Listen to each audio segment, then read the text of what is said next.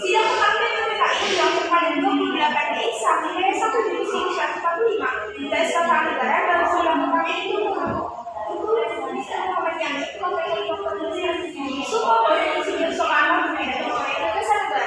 Sidang kedua PPKI berlangsung pada 10 sampai 17 Juni 1945 di Istana Negara mulai negara keluarga negara rancangan undang-undang dasar ekonomi dan keuangan pembelaan dan pengajaran keanggotaan BNI mengikuti putusan atau perwakilan dari ketiga wilayah penduduk dan golongan di sidang menjalankan PPKI Panitia Persiapan Kemerdekaan Indonesia. Panitia Persiapan Kemerdekaan Indonesia disetujui dibentuk oleh Dewan pada 7 Agustus 1945 sebagai pengganti DPRI dengan diketuai oleh Insinyur Soekarno dan Wakil Dr. Agus Muhammad Hatta dan dinas mempersiapkan segala sesuatu yang menyangkut masalah ketatanegaraan dan masalah budaya. Kita ini diizinkan melakukan kegiatan berpendapat dan kesampaian sendiri.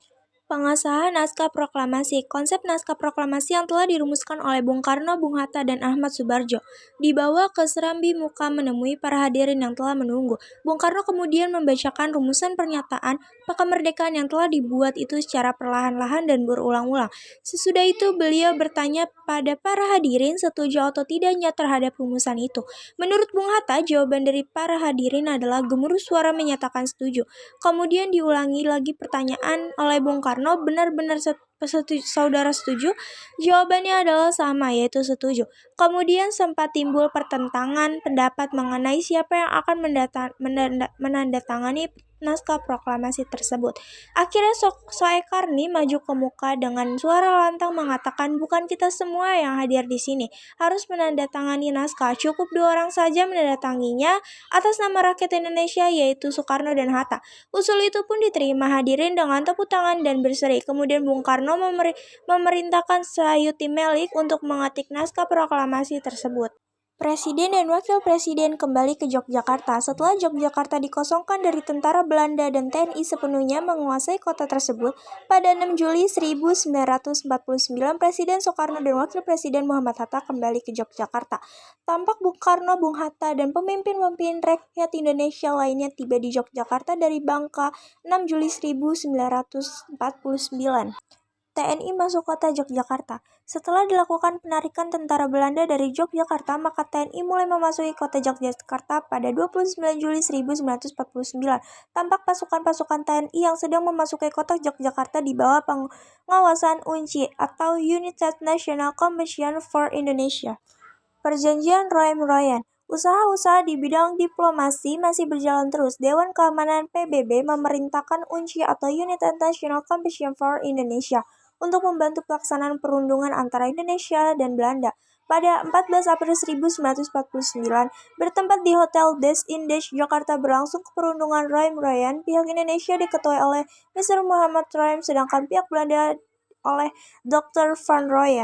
Penyambutan Jenderal Sudirman. Setelah bergerilya selama hampir 7 bulan, pada tanggal 10 Juli 1949, Panglima Besar Jenderal Sudirman kembali ke Yogyakarta. Tampak Panglima Besar Jenderal Sudirman didampingi Letkol Soeharto yang diutus untuk menjemput beliau. Setiba di Yogyakarta disambut oleh Kolonel Suhut. Pertemuan Presiden dengan Jenderal Sudirman. Suasana hari pertemuan Panglima Besar Jenderal Sudirman dengan Presiden Soekarno setelah kembali ke Yogyakarta dari gerilya.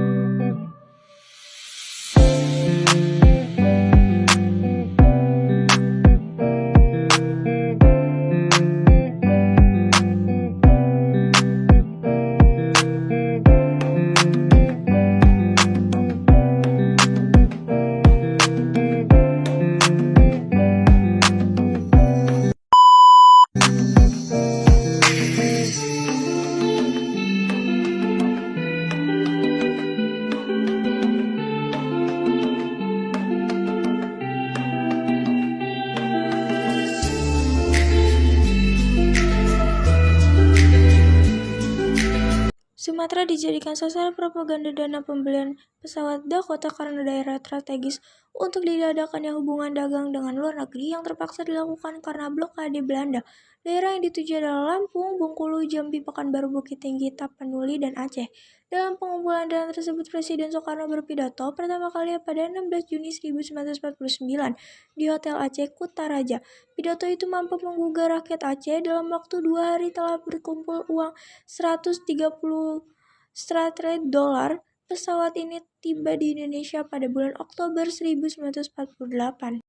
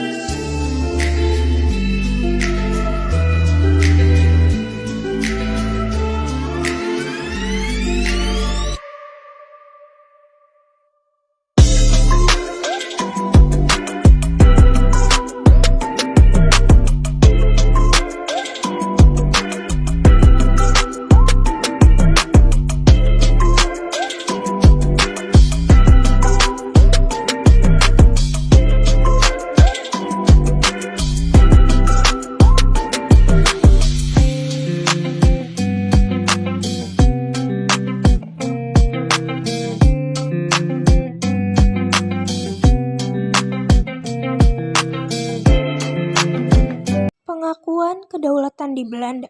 Upacara penandatanganan pengakuan kedaulatan di Den Haag pada 27 Desember 1949.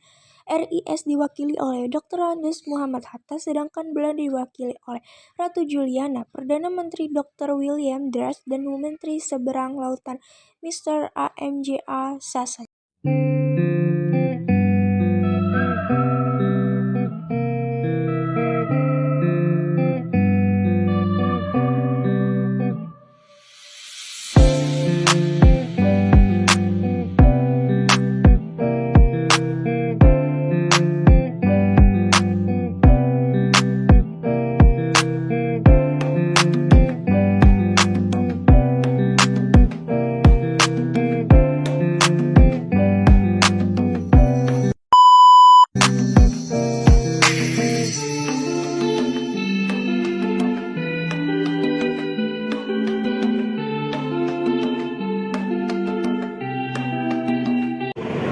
Selesai diumumkan dan disepakati oleh seluruh hadirin, Sayuti Melik ditemani BM Dia mengetik naskah proklamasi menggunakan mesin ketik yang ada di hadapan Anda sekarang.